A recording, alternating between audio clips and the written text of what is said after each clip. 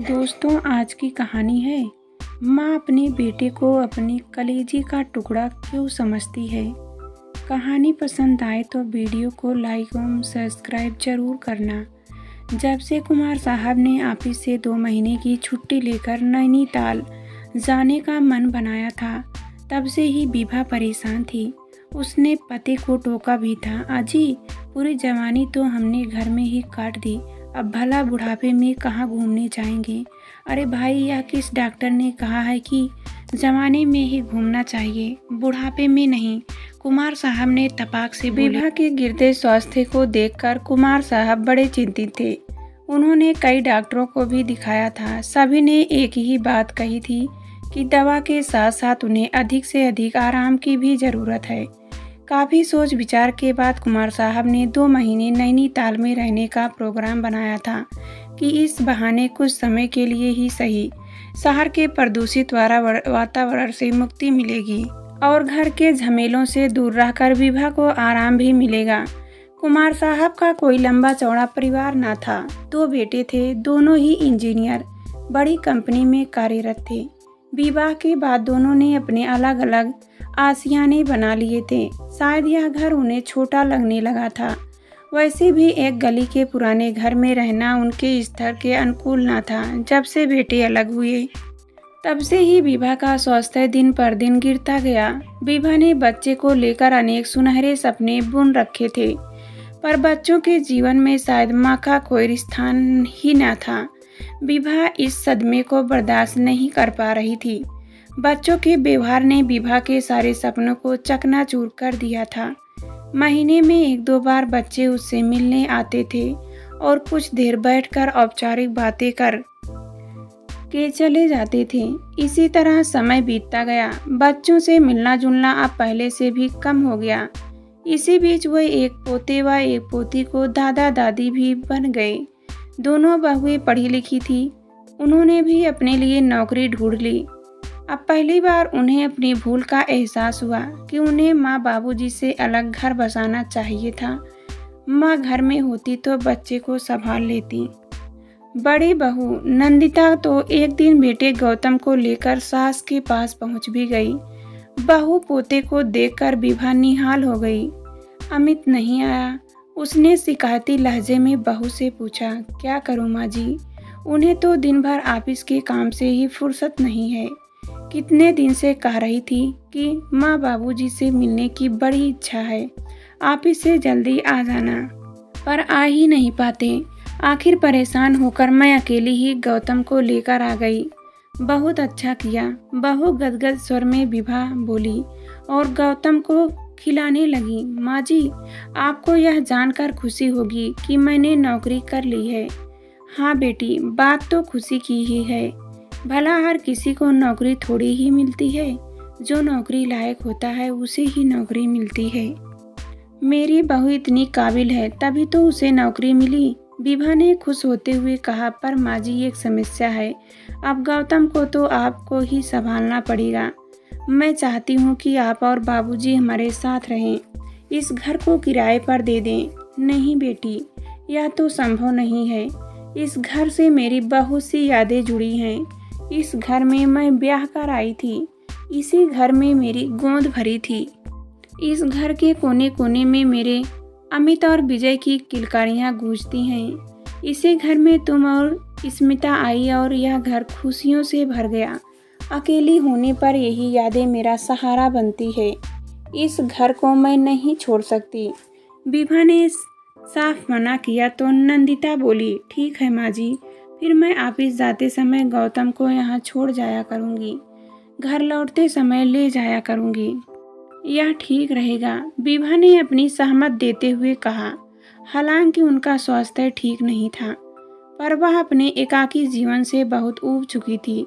अब दिन भर गौतम उसके साथ रहेगा, इस कल्पना मात्र से ही वह खुश थी। जब कुमार साहब को इस बात पर पता चला कि दिन भर गौतम की देखभाल विभा करेगी, तो उन्हें यह अच्छा न लगा। अतः वह झुझलाकर बोले, जिम्मेदारी लेने से पहले अपना स्वास्थ्य तो देखा होता। दिन भर एक बच्चे को संभालना कोई आसान काम नहीं है। अपने बच्चे हैं, अपने बच्चों को हम ही काम नहीं आएंगे तो कौन आएगा। विभा ने समझाने की कोशिश करते हुए कहा, गौतम यहाँ रहेगा तो क्या मुझे अच्छा नहीं लगेगा? मुझे भी अच्छा लगेगा, पर मुझे दुख तो इस बात का है कि तुम्हारे ये स्वार्थी बच्चे काम पड़ने पर तो अपने बन जाते हैं, पर काम निकलते ही पराये हो जाते हैं। कुमार साहब बोले तो विभा ने चुप रहने में ही भलाई समझी।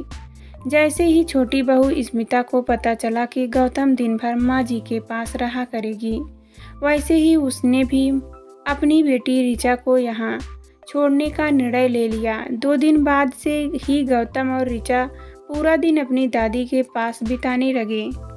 विभा का पूरा दिन उन दोनों के छोटे छोटे कामों में कैसे निकल जाता था पता ही नहीं चलता था।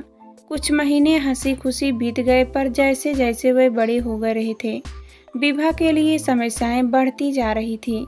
अब बच्चे आपस में लड़ते झगड़ते तो थे ही, पूरे घर को भी अस्त व्यस्त कर देते थे, जिसे फिर से ज़माने में विभा को काफ़ी मकसद करनी पड़ती थी। विभा अपनी परेशानियों को कुमार साहब से छिपाने का लाख प्रयत्न करती, पर उनके कुछ छिपा ना रहता था। एक दिन वे ऑफिस से लौटे तो देखा कि विभा के पैर में पट्टी बंधी थी। क्या हुआ पैर में? कुछ परेशान होते हुए उन्होंने पूछा। कुछ नहीं, विभा ने बात टालने का प्रयत्न किया, पर तभी पास खेलती ऋचा तुलतुलाती आवाज़ में बोली, दादाजी, गौतम ने ताज का गिलास तोड़ दिया। दादी माँ ताज उठा रही थी, तभी इनके पैर में ताज लग गया। दादाजी, आप गौतम को डांटिए, वह बहुत छलछलाती है, दादी माँ को बहुत तंग करता है। ऋचा गौतम की शिकायत लगाते हुए लाड से दादाजी के गले में झूम गई। ऋचा की प्यारी प्यारी तुलतुलाती बातें सुनकर कुमार साहब मुस्कुरा दिए। और तू भी अपनी दादी माँ को तंग करती है? उन्होंने कहा तो वह तुरंत गर्दन हिलाते हुए बोली, नहीं नहीं, मैं तभी इन्हें पलछान नहीं तलती, मैं तो हमेशा इतना काम ही करती हूँ।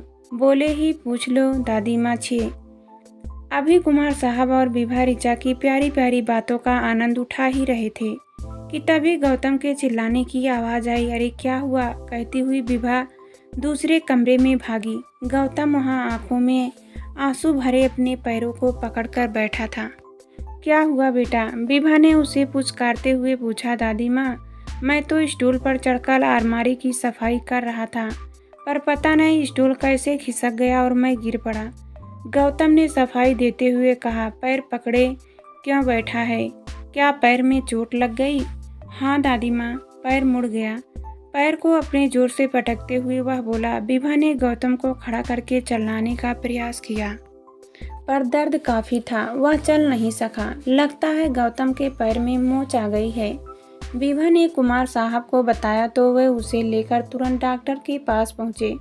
मन ही मन वे झुझला रहे थे कि अब बुढ़ापे में यही काम रह गया हमारा। सचमुच गौतम के पैर में मोच आ गई थी। रात को नंदिता गौतम को लेने के लिए पहुंची तो उसके पैर में मोच आई देखकर वह भी परेशान हो उठी। कुमार साहब और विभा ने जब नंदिता को गौतम से यह पूछते हुए सुना कि तुम्हारी दादी माँ क्या कर रही थी जो तुम्हें चोट लग गई, तो वे सन्न रह गए। अभी भी तुम्हारा मोह भंग हुआ या नहीं? कुमार साहब ने उदासी सी मुस्कान बिखेरते हुए पूछा, पर विभा मौन थी, मानो उसे कुछ सुनाई ही नहीं दिया था। पर बहू का वाह वाक्य तुम्हारी दादी माँ क्या कर रही थी जो तुम्हें चोट लग गई, उसके कानों में बार बार गूंज रहा था। ममता की मारी विभा को बच्चे के मोह पास में बुरी तरह जकड़ रखा था।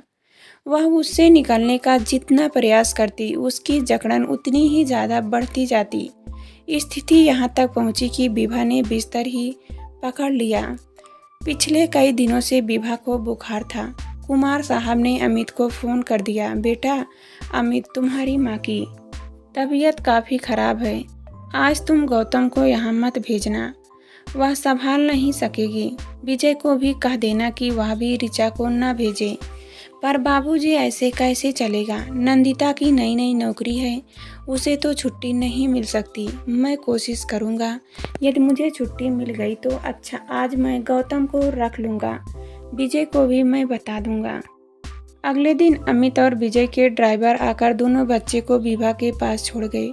साथ ही कह गए कि उन्हें छुट्टी नहीं मिली। मजबूर होकर कुमार साहब ने छुट्टी ली और दोनों बच्चों को देखभाल की। दिन भर उनकी शरारतों से वे परेशान हो गए। शाम के समय जब विभा की तबीयत कुछ संभली तब कुमार साहब ने उसे फिर समझाया, देख लिया अपने बच्चे को?